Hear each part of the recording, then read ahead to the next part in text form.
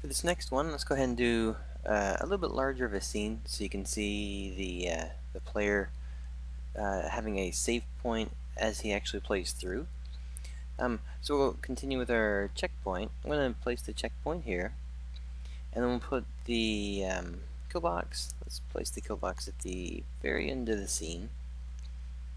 And you may need a camera to follow the player around, so we'll place a camera. We'll just put it where the player is here. Alright, so with this scene set up, what we want to do is go to our checkpoint.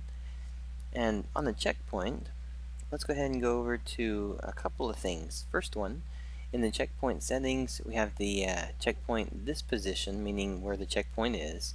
And then we have a time-based. So if you click on this one, what it's saying is that every 1 second, time increment 10, if you want to do like actually for us, let's do 30 for 3 seconds.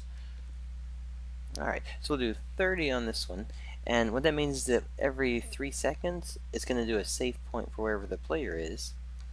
Alright, and then this last option, just while we're here, this is save when triggered, meaning that it's going to save the scene itself. So if you want to save the scene data for the player where they're at, depending on the save type that's on each of the tiles, right here, you have a none save, and then you have a remember me and a persistent.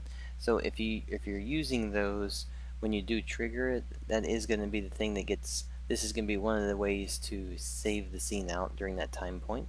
But what we're going to do though is do a checkpoint on that. Now, important point right here is that when you go into the trigger, by default, I believe the trigger state is set to off.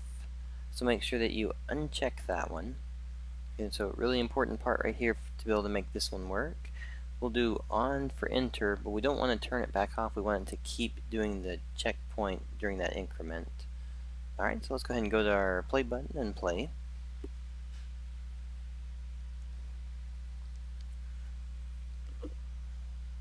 Alright, so when we start moving forward, once we check it, it's counting 1, 2, 3, 1, 2. If we die right here, there we go. So our last point was there.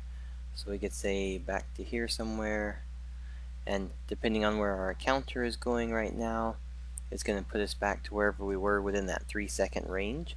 So it's going to keep on checking through there. So if we were to get all the way to say right here, and let's say we're waiting at least 3 seconds, then it's guaranteed the player will start somewhere around there. Oh, actually we went to a complete dead state.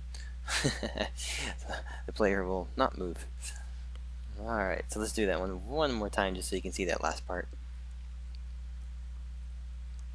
And you can do the incrementing. The incrementing could actually be every half second if you're wanting to do it where it's a very constant thing happening for him.